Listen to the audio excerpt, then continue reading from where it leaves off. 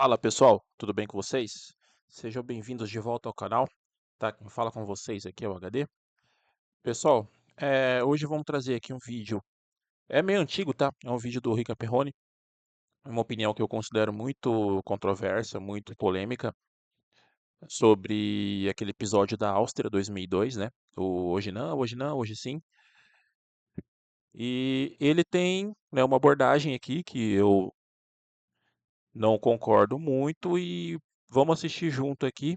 Eu vou expor aqui as minhas opiniões sobre esse caso. Ele vai, naturalmente, né, no vídeo aqui vai dar as opiniões dele e a gente vai debatendo aqui ao longo do vídeo, tá? Lembrando que todos vocês estão convidados a comentar também, né, a opinião de vocês aí nos comentários. Os comentários estão abertos para quem quiser comentar e dar a sua visão também sobre esse assunto, beleza? Bora começar então. A diretoria, na semana passada, fez 10 anos do Grande Prêmio da Áustria de 2002, aquele grande prêmio onde o Rubens Barrichello deixa o Schumacher passar ali na linha quase de chegada e que gera todo aquele constrangimento, aquela sensação esquisita, né, de ter visto uma corrida durante uma hora e pouco para no final você não ter o resultado do jeito que ele era e tal. E muita gente lembrou dessa corrida na última semana e fez vídeos, textos e etc. falando sobre, pô, aquele dia a Fórmula 1 me frustrou, eu nunca mais vi Fórmula 1, essas coisas, né, de brasileiro. Por causa de um. É como se você parasse de. As mesmas pessoas que falam isso, você devia perguntar: você parou de ver futebol quando teve um escândalo de arbitragem? Não parou, então mete essa, né? Porque não faz muito sentido, né? É o mesmo cara que fala assim: eu não torço mais pro Vasco. Eu falo assim, por que você não torce pro Vasco? Ah, eu não torço pro Vasco porque eu tô de sacanagem, eu tô cansado dessa sacanagem, Eurico Miranda, então eu tô torcendo pro Chelsea. Pô, mas o Chelsea é do Abramovich. Tá preocupado com o Eurico Miranda? Então tem uma lógica aí, né? Nessa coisa. Mas enfim, eu respeito, cada um gosta do que quiser, do que não quiser. Eu acho meio incoerente, né, para as pessoas que amam futebol. Mas enfim, eu vou explicar para vocês por que esse grande prêmio é tão controverso, é tão contado à brasileira e não necessariamente do jeito que as coisas são. E por que que neste caso mexeu com os brasileiros? O jogo de equipe na Fórmula 1 ele é mais velho que andar para frente. Sempre aconteceu, sempre. A Fórmula 1 é uma disputa entre equipes. A disputa entre pilotos ela é secundária. Claro que é importante você ganhar o título de pilotos, mas a equipe está preocupada que um dos seus pilotos ganhe. Ela não quer saber quem vai ganhar. Ela vai colocar aquele que tiver melhor condição para ganhar o campeonato, porque o mais importante para ela é ganhar a premiação de cada corrida, do campeonato, etc, etc. Então, sempre foi assim, desde a época do Fangio. Se precisasse pegar o carro e dar para o adversário, isso acontecia lá no passado, pegar o teu carro que é melhor e dar para o adversário ganhar a corrida.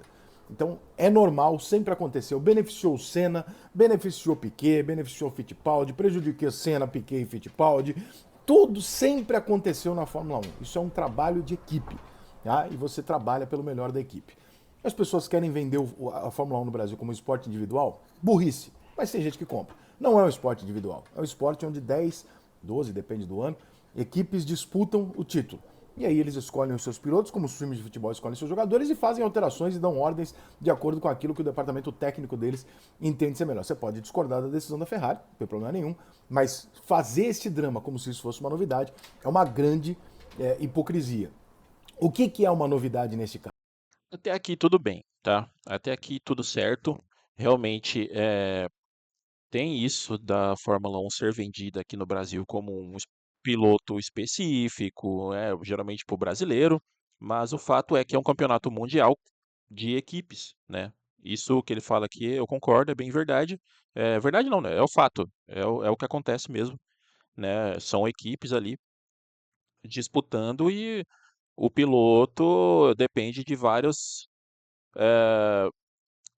aí de várias coisas para poder estar lá, entendeu? Tá lá e poder disputar, né? Você tem, por exemplo, aí o Drogovic ganhou a Fórmula 2 em 2022 e até hoje não conseguiu o assento dele. O Bortoleto ganhou ano passado e já está na Fórmula 1. Também tem toda a questão de timing do cara chegar lá, dele estar num carro bom, né? Que não é o caso do Bortoleto, né? Você tem, por exemplo, aí um Kimi Antonelli que já caiu direto na Mercedes, né? Do o piloto estar lá no momento certo. E a gente não tem um brasileiro nessa posição desde Felipe Massa na Ferrari, desde 2008, para falar a verdade. Depois disso, depois da mola, o Felipe Massa também não performou mais da mesma forma de antes, né? Então tem todas essas variáveis aí, esses fatores determinantes que atraem mais a questão do público que não gosta tanto de Fórmula 1. né? Que não é o meu caso e acredito que de ninguém que está assistindo aqui, que é o pessoal que assiste só para ver o brasileiro ganhar ou assiste quando tem alguma coisa mais interessante ali, entendeu? Mas quem gosta do esporte assiste tudo e conhece bastante, torce também, tem lá os seus pilotos, mesmo que não sejam brasileiros os favoritos. Mas, continuando, Caso. A postura do Rubens Barrichello. Essa foi a grande novidade. E essa novidade, para um torcedor do Brasil, que meramente torce por pilotos brasileiros, é uma, possibilidade, é uma situação que deixa você chateado, constrangido, com pena do Rubens Barrichello e tal, e você se revolta contra a Ferrari. Um torcedor da Ferrari vai olhar e falar assim, tá, talvez eu não tivesse feito, porque estava na sexta etapa e o Schumacher tinha alguma vantagem já, mas talvez pela Ferrari já ter passado por outros campeonatos perdendo por um ponto ou outro, a Ferrari falou, não, vamos garantir, né, o Montoya tá no encalço aqui, vamos garantir ali e tal. E aqui já é o primeiro ponto de discórdia. Ah, Naquela situação, o Schumacher estava muito à frente no campeonato. Então, o que que acontece? Naquele momento, no GP da Áustria, o Schumacher tinha 44 pontos no campeonato contra 23 dos segundos colocados, que eram o Montoya e o Ralf Schumacher. Então, somado esses 44 com os 6 pontos que o Rubinho tinha, nós temos 50 pontos que a Ferrari tinha no campeonato contra 23 da segunda colocada. É mais que o dobro de pontos que a Ferrari tinha naquele momento, daquela corrida. E 4 pontos a menos, né? O Schumacher, com a vitória na Áustria, ele foi para 54. Se ele ficasse segundo, ele teria 4 pontos a menos, ele teria 50. No final do campeonato, o Schumacher teria, de 144 pontos, ele teria 140. Ainda assim, ele ia ganhar o campeonato com o dobro, praticamente, de pontos do segundo colocado, que foi justamente o Rubinho. Então, só torna essa decisão da Ferrari mais absurda, porque era totalmente desnecessária, a vantagem era muito grande, tá? 44 para 23 é basicamente o dobro. 50 para 23 é mais que o dobro. Ou seja, totalmente desnecessário o que a Ferrari fez naquele momento, mas ele, como ferrarista declarado, ele defende a Ferrari de toda forma, né? Vamos continuar aqui. resolveu fazer, como milhares de vezes foram feitos. Só que nesse dia, o Rubens Barrichello, ele tomou uma decisão muito equivocada, que as pessoas colocam como vítima. E eu não coloco como vítima. Para mim, o vilão da história é o Rubens Barrichello. E é por isso que eu não gosto muito do Rubinho. Primeiro porque eu sou torcedor da Ferrari, então eu evidentemente tenho o olhar de quem gosta da Ferrari e obviamente eu não gostei de ver uma cena que jogou a Ferrari contra o mundo, né? Porque não tinha necessidade. Quando você recebe uma ordem de equipe, desde que o mundo é mundo, o piloto ouve e faz da maneira mais saudável para todos, para o evento, para a equipe, para ele e para o companheiro. Para que ninguém, né, para que não fique uma coisa escrota nem nada. Você vai diminuindo, o cara vai chegando, passa você, tal, tudo bem, tá tudo resolvido, beleza. Rubens Barrichello naquele GP, segundo relatos na época, ele teve a ordem dada para ele, o Schumacher teve um problema. Vamos só contextualizar a corrida, tá? Aquele ano estava tendo muito abandono. Pra você ter uma ideia, na primeira corrida na Austrália, 8 pilotos terminaram a corrida. 8. Todos os outros abandonaram.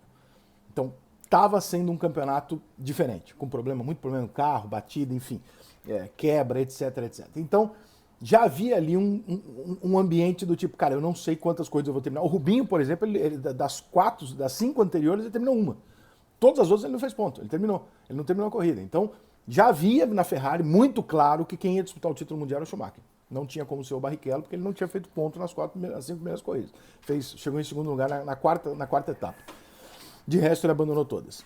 Então, estava claro para a Ferrari que a disputa seria com o Schumacher. Naquela corrida específica, o Rubens Barrichello se dá melhor lá com o carro, com a pista e faz a pole position. E o Schumacher em segundo. Larga, se mantém na frente. Na hora do pit stop, na hora do primeiro pit stop, tem um problema com o carro do Schumacher. E pega fogo no carro do Schumacher na hora do pit stop. O que dá ao Barrichello uma vantagem considerável de falar, bom, então vai lá e ganha a corrida. Porque, né? Só que aí tem safety car e tal, não sei o quê. E quem prejudicou a corrida do Schumacher foi a Ferrari, né, através de um erro lá no pit stop. O Schumacher se aproxima do Rubinho e chega a mais ou menos 5 segundos dele, faltando 10 voltas, mais ou menos, quando eles fazem o último pit stop. tá? Os dois carros da Ferrari fazem o último pit stop, volta 61, 62, a corrida vai até a volta 70, e aí, por ali, você tem as últimas voltas da corrida. O Schumacher é avisado pela equipe no rádio, seguinte, ó, nós vamos pedir para o Rubens deixar você passar. Nós já estamos falando com ele. E o Schumacher começa a perguntar, fala assim, vou para cima ou espero? E os caras, não, espera que nós já estamos falando com o Rubens, não força. E o Schumacher fica ali. Eu não sei se o Schumacher tiraria os 5 segundos ou não. Imagino que braço por braço, o Schumacher tiraria 5 segundos do Barrichello em qualquer circuito, em qualquer momento, porque o Schumacher é muito melhor do que o Rubens Barrichello. Isso é fato indiscutível.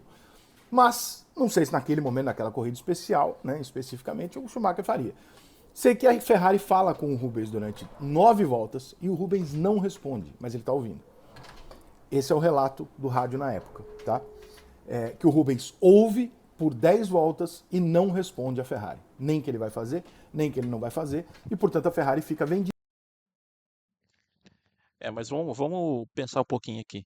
Como a equipe, a Ferrari fazendo a dobradinha naquela corrida, ela ia conseguir os pontos máximos, independente de quem fosse o primeiro e quem fosse o segundo, não é verdade? O Rubinho em primeiro ganharia os mesmos 10 pontos que o Schumacher em segundo ganharia os mesmos 6 pontos que o Rubinho. Então, para a Ferrari, naquele momento, ela estaria conseguindo os pontos máximos e estender a sua vantagem ali, que já era de 50 pontos, né, para 66. Independente de quem ganhasse a corrida. E outra coisa, o piloto tá ali, ele quer ganhar. Ele quer ganhar. Independente da situação, todo mundo tá ali e quer ganhar a corrida. Ninguém quer ficar para fora, ninguém quer ser taxado de segundo piloto, por mais que a gente sabe que isso acontece, mas se o cara tá com a possibilidade ali na mão de vencer a corrida, ele vai querer vencer a corrida. A equipe pode fazer o que for, pode jogar uma bomba na cabeça do piloto que ele vai querer vencer a corrida, pô. Tá com a corrida na mão ali, em primeiro, vantagem grande, é lógico que o cara vai querer ganhar a corrida. Deixa a equipe pedir o que ela quiser pro cara. Tipo assim, porra, eu mando o Schumacher ir pra cima, eu mando o Schumacher esperar, eu digo, Schumacher, a ordem tá dada, agora a decisão é do Rubens e tal. E a partir do momento que a decisão é do Rubens, ele faz o que ele quiser então. Então é o seguinte, eu vou peitar o planeta, vou peitar a equipe e vou ganhar a porra da corrida. Quando chegar lá dentro eu me resolvo, chego lá e falo, desculpa, mas hoje eu não concordo, não faz sentido, eu vou ganhar a corrida. Pronto, acabou. E o problema é teu, irmão. Como é que isso vai resolver lá dentro? Se isso vai gerar um problema no seu contrato? Se você assinou um contrato, né? Porque diz o Rubens Barrichello ao final da corrida o seguinte, eu não sou obrigado a deixar passar, mas no meu contrato diz que eu recebo ordens da equipe e, portanto, eu devo cumpri-las. Então, qual é o drama? Qual é a...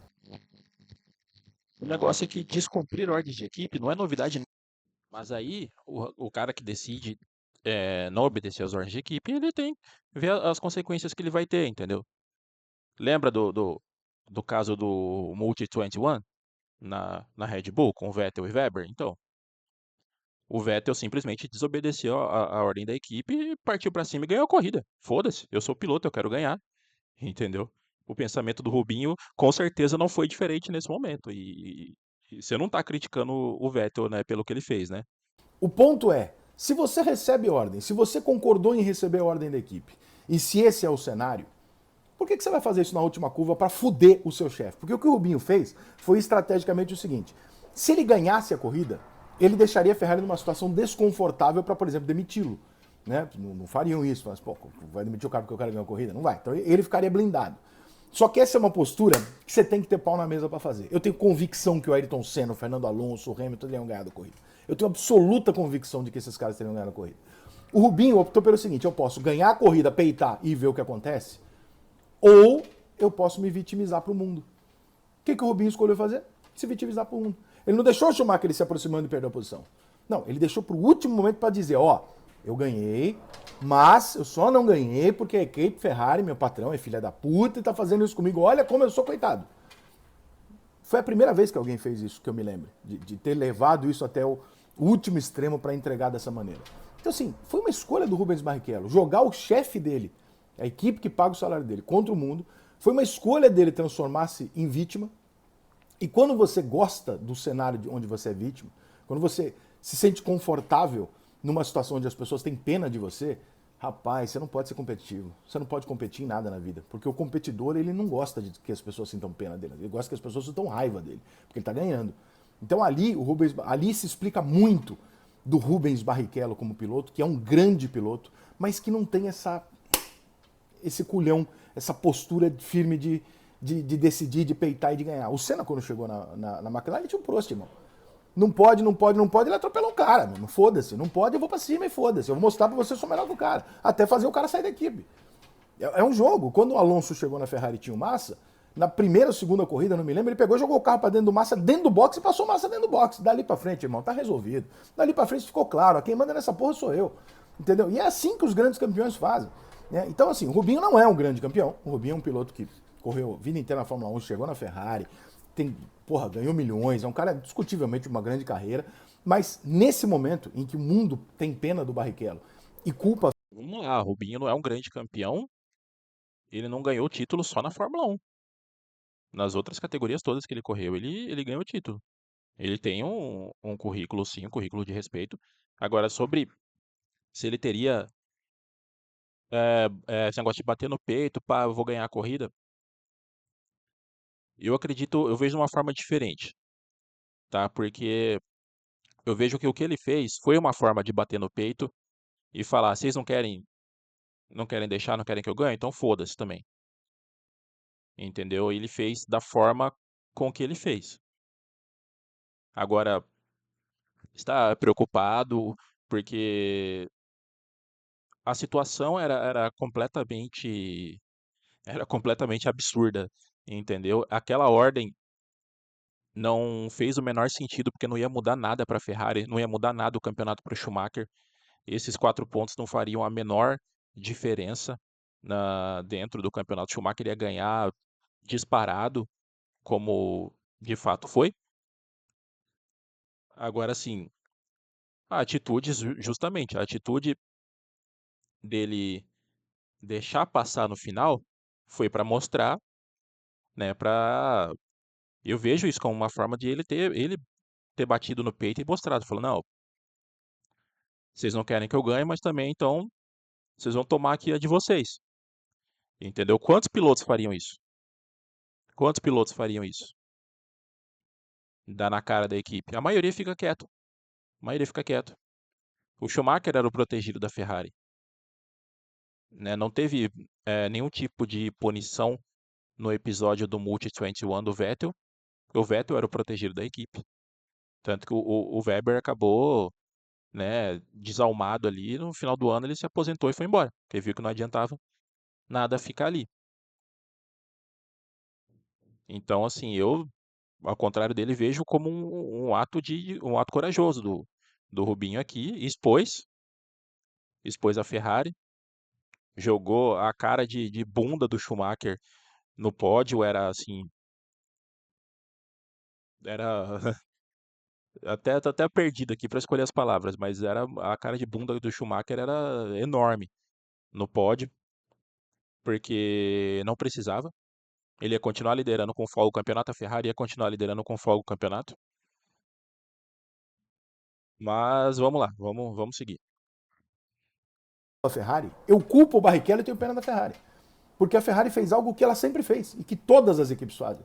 Só que o Rubinho transformou isso num espetáculo midiático contra a própria equipe. Agora imagine você, se na sua empresa você pede para fazer alguma coisa e os seus funcionários, um dos seus funcionários vai lá e faz todo mundo ficar contra a sua decisão publicamente e prejudica a imagem da sua empresa. Se sou a Ferrari, naquele dia ali eu faço, bom, você não teve o culhão de ganhar a corrida, mas eu vou ter o culhão de mandar você embora. Foda-se a opinião mundial, vou mandar você embora porque você acabou de fuder com a imagem da escuderia e tal. Só que aí ficou ruim pra Ferrari, porque o mundo inteiro virou contra. Né, o Rubinho, coitadinho, o Rubinho não, né, não tem problema com ninguém, bonzinho e tal. Ficou todo mundo, né? O autódromo vaiou, reagiu a favor do Barrichello, aplaudiu a vitória dele e tal. Lógico que todo mundo avaiou, porque todo mundo viu a merda que foi feita ali. Entendeu? Agora, vou trazer novamente, estou sendo repetitivo nisso, sim. Eu vou trazer novamente o caso do Multi 21, porque o Vettel desobedeceu a equipe, ganhou a corrida. Mas ele ganhou a corrida desobedecendo a equipe. Ficou feio para a equipe? Claro que ficou. Era para o companheiro dele ter ganho a corrida, era para ele ter obedecido pela lógica aqui trazida pelo Rica, era para ter obedecido a ordem de equipe e ele ter ficado em segundo. Mas não, ele cagou e falou: foda-se, eu vou ganhar. O Rubinho fez a mesma coisa. Ele falou: foda-se, eu vou tacar o foda-se em vocês aqui também, pra vocês verem. Entendeu? A Ferrari não é coitadinha, a Red Bull não é coitadinha, mas são dois casos distintos, porém com a mesma gana ali, com a mesma aptidão dos pilotos ali entendeu? Eu não quero obedecer, não vou obedecer. O Rubinho foi até o final, obedeceu, mas foi até o final, entendeu? Para poder ter essa exposição. O Vettel não obedeceu e foda-se, foi embora. Eu não acho que isso transforma o Rubinho num coitado, pelo contrário, isso transforma a Ferrari numa, vamos dizer assim, por falta de outra palavra, numa vilã, porque, volto a dizer, não tinha a menor necessidade, né, porque não ia alterar nem naquele momento e nem no futuro, não ia alterar nada em vistas de campeonato. Se fosse uma disputa apertada entre o Rubinho e Schumacher, beleza, concordo. Ah, nós vamos priorizar o Schumacher, beleza, deixa ele passar, deixa ele ganhar. Mas não. O Schumacher tinha uma vantagem enorme, uma vantagem absurda naquele momento. O próprio Schumacher, que também recebe ordens, lembre-se disso, né? O Schumacher também, talvez o Schumacher, se você perguntasse, talvez o Schumacher falasse, ó, deixa ele ganhar e foda-se que tá tudo bem no campeonato. Não sei, mas o Schumacher também recebe ordem. E a Ferrari falou, Schumacher, você vai ganhar e o Rubinho vai chegar em segundo. Pronto. Agora, transformar isso, numa novidade, hipocrisia. Dois, omitir que nós só estamos incomodados com isso, porque trata-se de um brasileiro. Hipocrisia. E três, quem fez a cena se tornar dramática e humilhante foi o próprio Barrichello. Ele podia não ter feito isso. A escolha de fazer isso se transformar num circo onde ele é a vítima foi dele.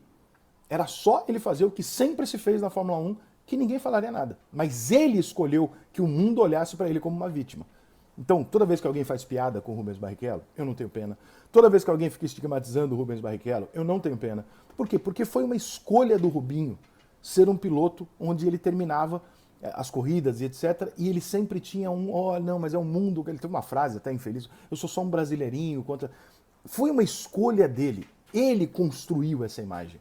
E esse dia é altamente importante para a construção da imagem do cara que peita ou do cara que gosta da imagem de vítima. O Rubinho não tinha nenhum motivo para fazer isso. Ele poderia ter deixado passar faltando 2 voltas no meio de uma disputa, como sempre foi feito. Ele poderia ter ganhado a corrida, ele poderia ter feito. Ele escolheu a pior situação possível para a imagem dele, para a carreira dele, etc. Tanto que até hoje o Rubens Barrichello é motivo de uma brincadeira e tal. Muitas vezes eu acho exagerado, mas é uma brincadeira e dentro de uma brincadeira não tem nada, não tem nenhum julgamento, é só uma brincadeira, por causa de posturas como essa. Então, quanto maior parte dos brasileiros tem pelo Barrichello ali uma imagem de que, nossa, que sacanagem que fizeram isso, a minha imagem é, puta, que sacanagem que o Rubinho fez com a Ferrari e botou a equipe naquela situação. Essa é a minha visão do Grande Prêmio da Áustria de 2002 e é por isso que eu não sou um grande fã do Rubens Barrichello, não odeio ele nem nada, mas não sou fã do Rubens Barrichello e acho que a Ferrari saiu muito mais prejudicada do que ele naquele episódio. Continuo assistindo Fórmula 1, normalmente. Se eu deixar de assistir ou de acompanhar as coisas porque eu vejo alguma coisa errada, irmão, eu não vou em escola de samba, eu não vou em pagode, eu não vou em show de rock, eu não saio de casa, eu não voto, eu não faço mais nada, irmão, porque, desculpa, mas no mundo, né, o mundo é assim, então vamos parar também de ser puritano, né? Para finalizar, eu entendo que há várias formas de botar o pau na mesa e falar, não, cara, eu não concordo com isso. Entendeu? Simplesmente o Rubinho escolheu a forma que ele achou, né, de fazer isso. E volto, repito mais uma vez, não havia necessidade nenhuma dessa ordem naquele momento específico, não estava sendo decidido nada, ele não estava sendo decidido o campeonato, não estava sendo decidido a liderança, não estava sendo decidido nada, o Mundial de Construtores ia continuar da mesma forma, o Mundial de Pilotos ia continuar da mesma forma, então a diferença de pontos para o Schumacher não ia fazer a menor falta. Então eu acho que sim, foi merecido, o Rubinho fez da forma dele, né? Colocou o dele na mesa e fez da forma dele. Assim como várias coisas foram decididas no passado, entendeu? Com certeza não há críticas do o fato do Senna ter jogado o carro em cima do Prost, como vingança, como forma de devolver o que foi feito com ele no ano anterior. Isso todo mundo concorda, né? Todo mundo acha legal, acha bonito. E o que o Rubinho fez com a Ferrari também foi bem feito, foi merecido. A vergonha que a equipe passou, sem ter necessidade nenhuma de ter passado. Eu achei que foi uma boa, no fim das contas, foi uma boa escolha, né, expor a Ferrari. Não tem porquê, por mais que você defenda, eu sou ferrarista, que a Ferrari não é santa, a Ferrari não é, sabe, o Papa, né? A Ferrari não é tudo isso. É igual no futebol, pô. No futebol a gente sabe, pô, o meu time, beleza, eu torço pro meu time ali e tal, mas você sabe que não tem santo ali, jogador de futebol é malandro, diretoria de clube é malandro, entendeu? É a mesma coisa, entendeu? Então eu acho assim que a idolatria dele pela Ferrari acaba deixando ele um pouco, né, sem visão. Então, só para finalizar e esclarecer aqui, sou um grande fã do Rica Perrone, acho ele genial, ele falando de futebol, ele falando de política, ele dificilmente ele passa frio, ele é um cara que tá sempre coberto de razão, tá? Mas aqui nesse assunto de Fórmula 1 aqui, em especial que diz sobre esse episódio aqui, eu discordo bastante dele, né? Ele é um cara que tem opiniões firmes, fortes ali, fala o que pensa, mas enfim, se algum dia esse vídeo chegar nele, Rica, um grande abraço pra você, sou seu fã pra caramba, beleza? Vamos finalizar aqui então, galera. Quem curtiu, deixa um like, quem não curtiu, deixa um dislike aí, e a gente volta com mais reacts aí na próxima. Valeu!